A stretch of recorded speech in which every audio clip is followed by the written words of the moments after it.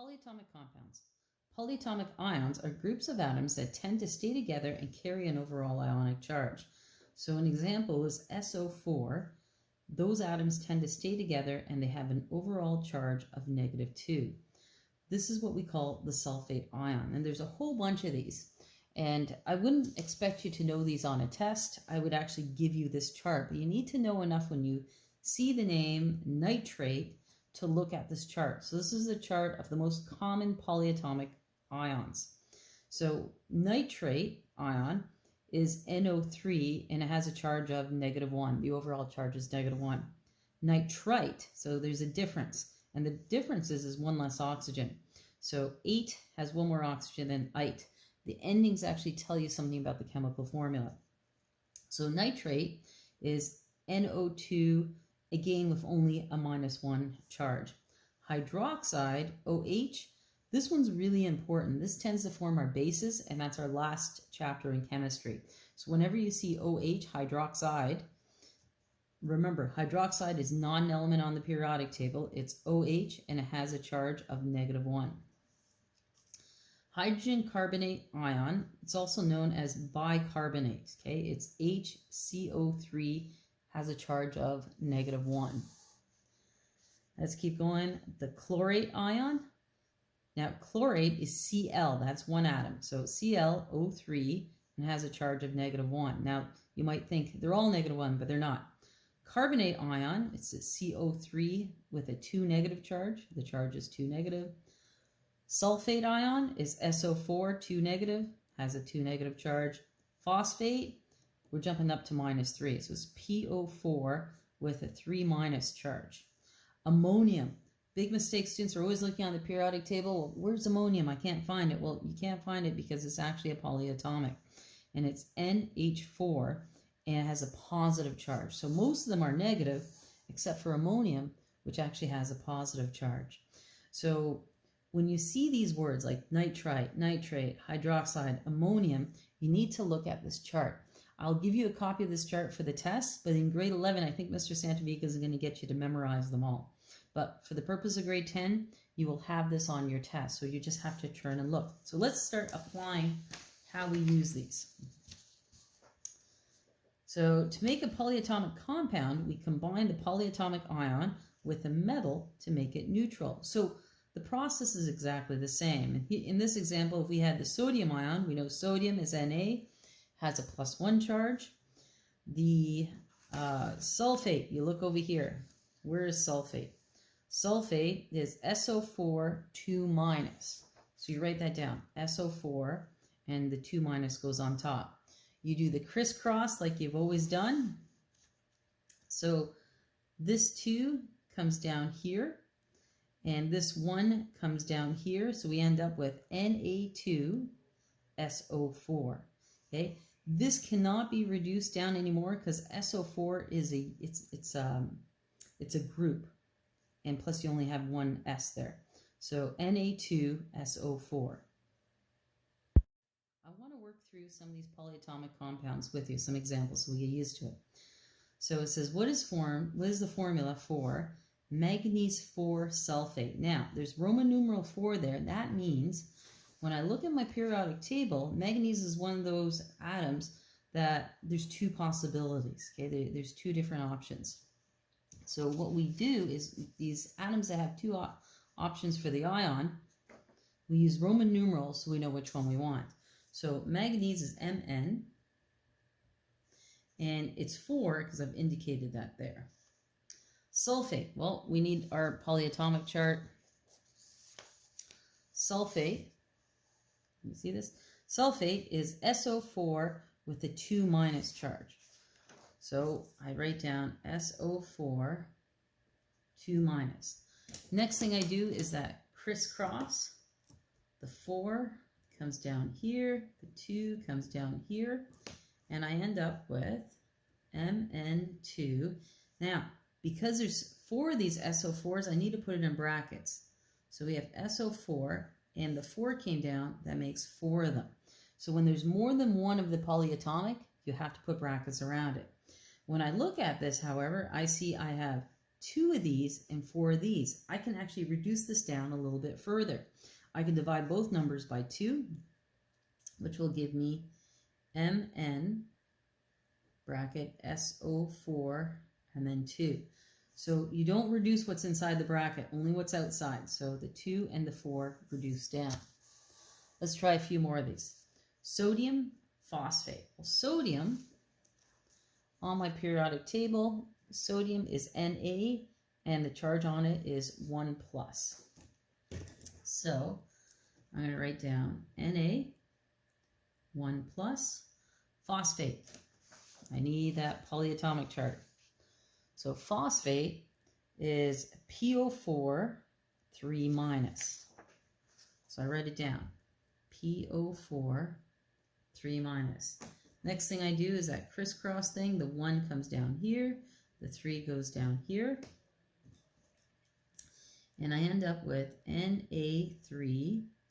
And because there's only one of them, I don't need brackets. PO4. And that one's done. Let's try a couple more. The next one, sodium hydroxide. Well, sodium, I just found that one. Sodium, we know, is Na, has a 1 plus charge. So we write that down. So Na, 1 plus. Hydroxide. Hydroxide is non-element on the periodic table. It's a polyatomic.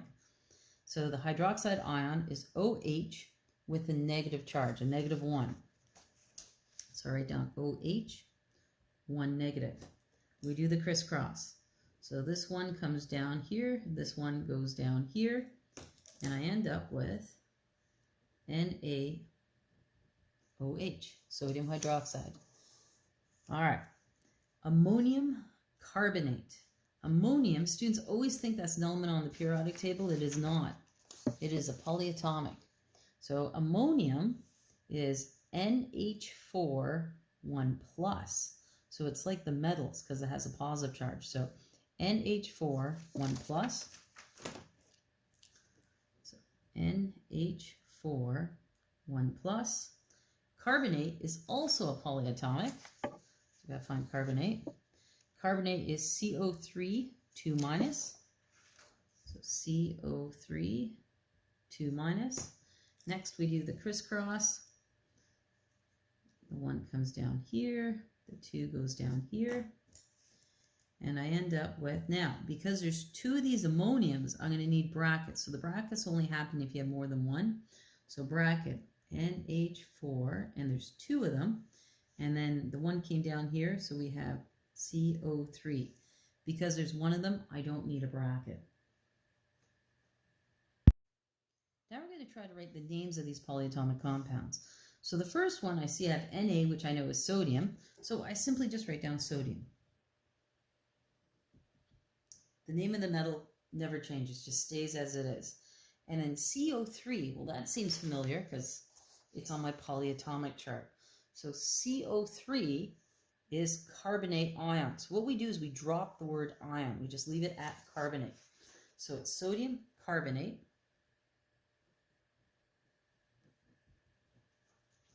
And we're done. It's that simple. All right, let's try a couple more. Ca. Ca is simply just calcium on the periodic table. So Ca is calcium. So I write down the word calcium. OH is one of my polyatomics, okay? OH is the hydroxide. So the hydroxide ion is OH. So I'm going to write down the word hydroxide.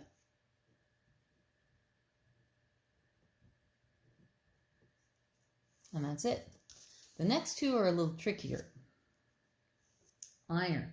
Iron's one of those really familiar metals to us. When I think metals, I always think like gold, silver, iron, copper. Well, when a metal seems really, really familiar,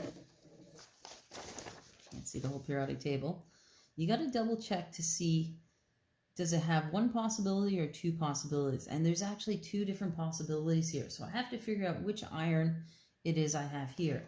To do that, we've got to look at what's beside the iron. So beside the iron happens to be a polyatomic, okay, and it's NO3. So see how handy this chart is? So NO3 is a nitrate ion, and it has a 1 minus charge. So I know that NO3 is 1 minus, but I have 3 of them. So what I really have is Fe, and then I have 3 of these things. There's 3 because there's a little subscript 3.